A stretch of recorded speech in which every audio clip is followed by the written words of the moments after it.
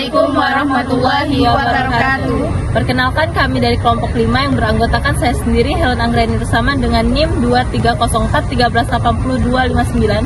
Dan di sini saya Amelia Putri Maharani dengan NIM 230513800262. Saya Ali Fatmawati dengan NIM 230513800263. Saya Najla Aulia dengan NIM 2305138002. Pada kesempatan kali ini, kelompok kami akan mereview sebuah studi kasus dalam bentuk video yang berjudul Analisis PDCA pada Perusahaan Ajinomoto. Selamat menyaksikan. PDCA atau Plan, Do, Check, dan Action merupakan sebuah kerangka kerja manajemen yang dirancang untuk mendorong perbaikan berkelanjutan dalam berbagai aspek operasional suatu organisasi. Konsep ini sangat berguna tidak hanya dalam konteks industri maupun manufaktur, tetapi juga dalam pengelolaan proyek, peningkatan layanan, dan proses bisnis secara umum. PDCA terdiri dari 4 tahap utama. Yang pertama yaitu plan atau perencanaan, yaitu menentukan tujuan dan proses yang dibutuhkan untuk mencapai hasil yang diinginkan. Ini mencakup analisis masalah, identifikasi akar penyebab, dan perencanaan tindakan perbaikan. Yang kedua yaitu do atau pelaksanaan, yaitu melaksanakan rencana yang telah dibuat dalam skala kecil sebagai uji coba sebelum diterapkan secara luas.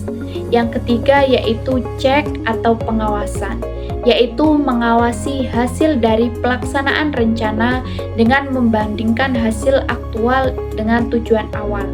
Jika ada ketidaksesuaian, analisis dilakukan untuk menemukan penyebabnya. Yang keempat yaitu action atau tindakan, yaitu mengambil tindakan berdasarkan hasil evaluasi.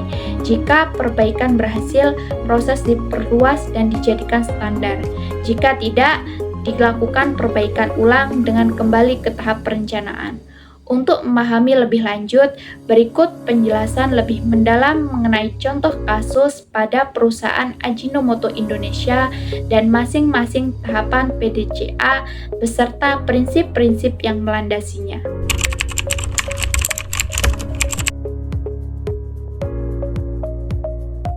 Ajinomoto adalah perusahaan yang berasal dari Jepang yang terkenal dengan produk monosodium glutamate atau MSG yang digunakan sebagai penyedap rasa dalam berbagai masakan.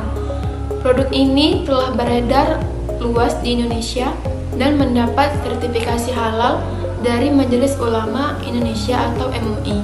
Namun, pada awal tahun 2001, MUI menemukan bahwa enzim yang digunakan dalam proses fermentasi pembuatan MSG Ajinomoto ternyata berasal dari babi. Temuan ini mengejutkan banyak pihak karena produk Ajinomoto telah lama dianggap halal dan digunakan oleh masyarakat luas.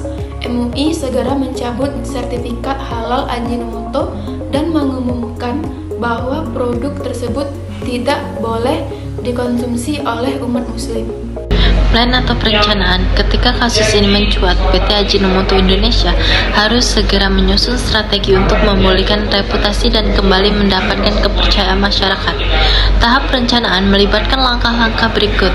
Yang pertama, mengidentifikasi masalah. Kasus ini bermula ketika MUI menemukan bahwa Ajinomoto menggunakan enzim yang berasal dari babi dalam proses fermentasi produk monosodium glutamate MSG. Hal ini bertentangan dengan regulasi halal di Indonesia yang menyebabkan pencabutan sertifikat halal. Yang kedua, menentukan tujuan mengganti enzim yang digunakan dengan enzim berbahan halal, mendapatkan kembali sertifikat halal dari MUI, dan memulihkan kepercayaan konsumen, terutama masyarakat muslim yang mayoritas di Indonesia, dan mencegah kejadian serupa terulang di masa depan. Yang ketiga atau terakhir, menyusun rencana aksi, menghentikan sementara produk dan distributor produk yang terkontaminasi, berkoordinasi dengan MUI dan otoritas terkait untuk menentukan langkah korektif dan mengubah sistem produksi agar sepenuhnya dengan standar halal, dan melakukan komunikasi terbuka dengan masyarakat untuk mengurangi dampak negatif terhadap citra perusahaan. 2. DO pelaksanaan. Setelah perencanaan matang, PT Ajinomoto Indonesia mulai menerapkan berbagai langkah strategis yaitu yang pertama menghentikan produksi sementara untuk memastikan bahwa produk yang beredar di pasaran tidak lagi mengandung unsur non-halal. Ajinomoto menarik produk yang terkena dampak dan menghentikan sementara proses produksi. 2. Mengganti bahan baku dengan yang halal. Ajinomoto segera mencari alternatif enzim yang halal untuk digunakan dalam proses fermentasi. Mereka menggandeng para ahli dan supplier untuk memastikan bahwa bahan baku baru memenuhi standar kehalalan yang ketat. Yang ketiga yaitu cek atau pengawasan. Setelah menerapkan DU atau pelaksanaan, perusahaan Ajinomoto melakukan pengawasan untuk memastikan bahwa perbaikan yang dilakukan benar-benar efektif. Langkah-langkah yang diambil oleh perusahaan Ajinomoto dalam melakukan pengawasan yaitu 1. Pengawasan internal dan eksternal. Perusahaan Ajinomoto melakukan pengawasan internal untuk mengawasi apakah proses produksi yang baru sudah benar-benar bebas dari unsur non-halal. Selain itu, mereka juga meminta MUI dan lembaga independen lainnya untuk melakukan pengawasan eksternal guna memastikan kehalalan produk mereka. Pengawasan ini mencakup seluruh rantai produksi, mulai dari bahan baku, proses manufaktur, hingga distribusi produk. Jika ditemukan adanya ketidaksesuaian, maka perusahaan segera mengambil tindakan korektif. Yang kedua, yaitu pengujian dan sertifikasi halal. Setelah perubahan dalam proses produksi dilakukan, perusahaan Ajinomoto kembali mengajukan permohonan sertifikasi halal kepada MUI. Mereka harus membuktikan bahwa semua bahan baku dan proses produksi telah memenuhi persyaratan kehalalan. Untuk memastikan kepatuhan jangka panjang terhadap standar halal, perusahaan Ajinomoto juga memberikan pelatihan rutin kepada karyawan. Pelatihan ini mencakup pemahaman tentang kehalalan produk, proses produksi yang sesuai, serta langkah-langkah yang harus dilakukan jika terjadi potensi pelanggaran. Yang ketiga yaitu mengawasi reaksi pasar. Perusahaan juga memantau bagaimana reaksi masyarakat terhadap langkah-langkah yang mereka ambil.